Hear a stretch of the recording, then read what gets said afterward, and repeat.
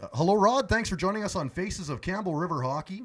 You're coming off a great season last year with your team making to the Cup Finals, and then this injury happened. Can you tell us a little bit about it? Well, it's kind of a freak thing. It happened. Actually, it happened about 20 games in. I kind of just crashed into the boards, and I was going pretty much full speed and got tripped right before the boards, and I was able to get my hand up to brace myself, but it ended up kind of where my knob and my stick is in that hand.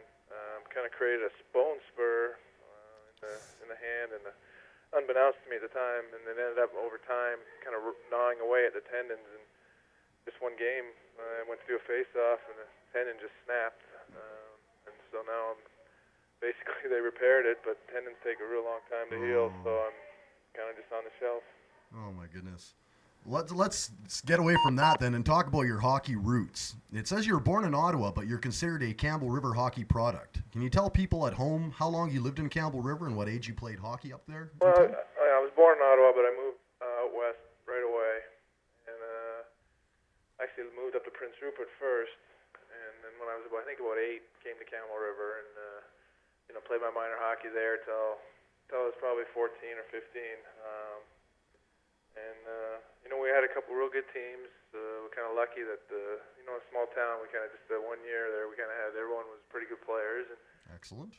had a real good team. And, my dad was a coach to coach me, which really helped. I think, looking back on it, for a kid that age, he really knew his stuff. And, at the time, obviously, you don't think much of it, but when you get older, you learn to appreciate it a little more. And then just moved on from there. Definitely. You moved on to Notre Dame. That's not the Notre Dame in the States, as some viewers might associate it with, but it's a total hockey factory. Can you tell us where it's situated and how long you were there for? Well, it's in Saskatchewan. Not the nicest place.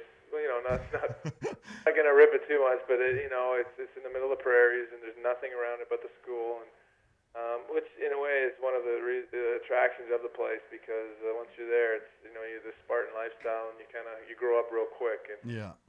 Obviously, at the time, Barry McKenzie, who was running the place there, the head coach of the the system, and I learned a tremendous amount from him. And again, you're on the ice every day, and you're doing your schoolwork, and that's it. So it's a pretty win-win situation for a young kid. No kidding. Our first viewer question comes from Toby of Campbell River. He wants to know why you chose the NCAA over the WHL. Well, again, I'm pretty biased in that regards, but I really believe that college hockey is the way to go for any youngster. Junior hockey is obviously I know a lot of guys have gone through that way, and just even talking to them, the stories they have, and compared to what I have, even just being in college for 1 year, there's so much more to offer. Not only your education, obviously, don't make it in the NHL to fall back on, but just the fun times and the relationships that you establish in college is just far outweighs anything that junior hockey can offer, and the level of play. I mean, you're playing. I went to college. I was 17, 18 years old, and you're playing against guys that are 21, 22 that are men. And I think junior, you're still a kid. And I think it's just the level of play is just that much better, and I think you're better prepared to go to the NHL if you're good enough. Well, I think on Michigan State, you played with players like Kip Miller, Jason Woolley, Chris Luongo, Jason Muzzatti, Danton Cole. Like, they all made the NHL. Yeah, we had a great team. I mean, again, we're just lucky. But,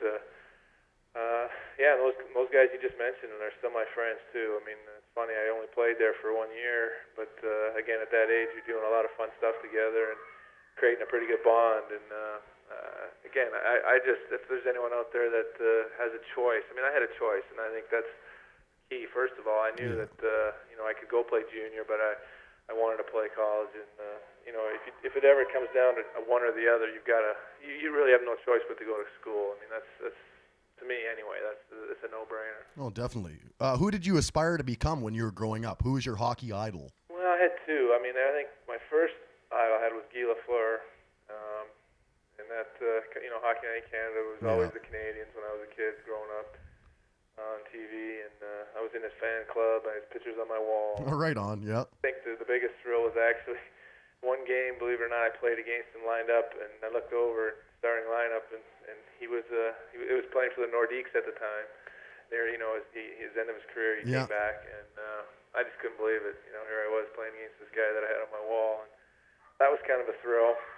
And then Wayne Gretzky kind of, when he came in and started doing all his thing, that was a big idol and Yeah. big thrill, not only playing against him, but playing with him on a couple occasions. So I've been pretty lucky that way. No kidding. Well, you were drafted in the first round, 9th overall by St. Louis. Do you remember about your draft day and maybe how your family reacted to it? Yeah. I mean, obviously it's a big time. For me, I kind of came out of nowhere because I wasn't a major junior player.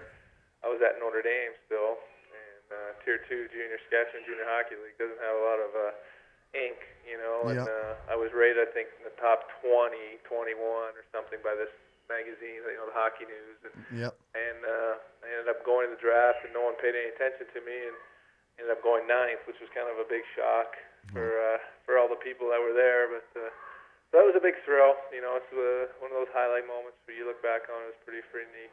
No kidding. You played your first NHL game, sort of a baptismal by fire. You joined the team in the playoffs, and you got in 4 games. Do you remember that game and the mood in the locker room? Yeah, that was the biggest thrill and probably the most nerve-wracking time of my life because here I am, 18, get put into a situation, come to an NHL team in the playoffs, and you're having to basically bump someone off the team that's been playing there, and then just put in there. And it's funny when I look back on it. The first week I was there, I practiced, didn't play, and they had me actually changing in like a lounge and not even dressed. It was pretty tough when I look back on it, but it was also the most exciting time because when I got in there, thankfully things happened in a positive way, so it was good. No kidding. You moving on to Philly after playing with the Blues. Do you remember what it was like your first game with Philadelphia and maybe how the fans treated you? Well, the hockey there is tremendous, and the fans are tremendous. And my first year there, I actually made the All-Star team, and it was in Philadelphia. Oh, wow. I had played probably 20 games in their home building, and then the All-Star game comes, and I was the only representative on the team that year. I got the biggest ovation, Wow. Stars when they got called out. And not just because I was a flyer, not because I had done anything. They didn't even really know who I was still. But that was pretty much a highlight for me, too, because, they're kind of holding up the game for me when players like Gretzky and all that are in there, and they didn't even get as loud of ovation. So that was pretty neat. What an honor for you must have been. Yeah. Well, it's not so much an honor, it was just something that I think just was, at the time, felt pretty good, Yeah. The sports forecaster is quoted as saying this about you. He can play a wide variety of roles, works hard, and will do anything to make the play. Do you think that's a fair assessment of you? And what of the many roles that you play is your favorite one to play on the team? Well, I think it's pretty fair. I think that, I'm not the kind of guy that goes end to end very often. The highlight film, you don't see me on there too often, but occasionally I'll make a good play like that. And I try to just play the game, the way I was taught, which is all over the ends of the rink and, for 60 minutes. And that's just it. I mean, I'm not a real flashy guy, but like I say, it's whatever I can do to try to get the job done.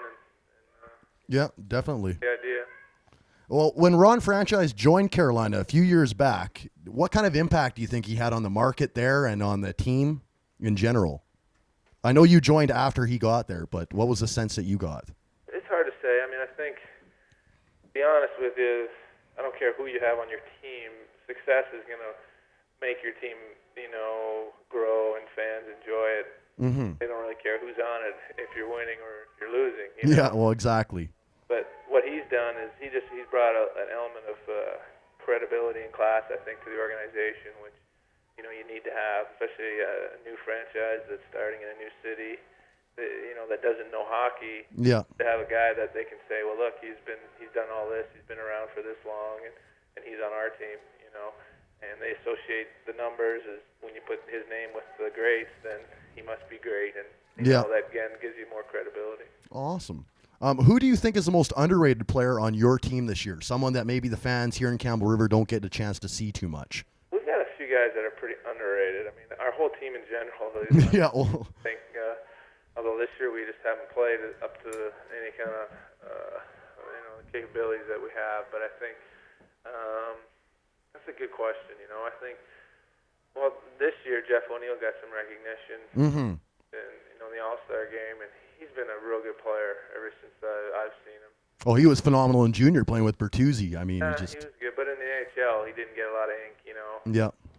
Been in there, so I think that was good that he got some ink this year for what he's done in the past. And really, our whole team has kind of got guys that are no one really thinks is that good, but are pretty good players. And if they were on maybe a different team, maybe playing in Toronto or a team where he gets a lot of coverage, Mm-hmm. so they would be seen in a different light. You have to be a pretty good team to go to the Cup Finals, I would have to think. So definitely the whole team is underrated. Yeah, I think a lot of things happened good for us last year, and the things that happened good for us last year are not happening for us this year. Injuries being one, we didn't have any last year. Mm-hmm. This year we've had just a bunch, and so that's probably the biggest factor. Can I ask you about your line mates in the playoffs there, Bates Battaglia and Eric Cole? What intangibles did each three of you bring to the table that made your line gel so well during the playoffs? Well, I don't know. I don't even know that we played all that well, to be honest with you. But again, that's what happens when you have success and have little coverage. People start talking about you, and we really didn't play that well. We had one real good series against Montreal, and the rest we didn't do a heck of a lot. But those guys work real hard, and that's the cornerstone of our team. And when we're playing well, that's what happens. The guys are just out kind of battling guys, winning the little plays, the plays that don't really show up. But at the end of the game, when you win enough of those, you kind of win the game. And that's what they do. They do it kind of shift in, shift out, and for the most part the whole year. Guys, I guess you say you can count on them, and that's really what makes them good. Awesome. I got a question here from Steve. He'd like to know if you'd like to play for a Canadian team, in particular the Vancouver Canucks. Well, at one time I did. I really, I think, would have liked to have played in Vancouver just because it's close to where I grew up when I was younger. Mm-hmm. Now that I've been around and I'm older, I have a family, I think the moving is the part you just don't want to do anymore.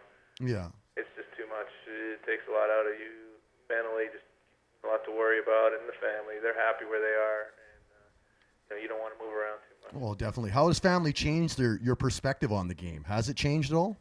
Big time. I've changed quite a bit since I've had family. I mean, I still try to make sure that hockey is in utmost importance,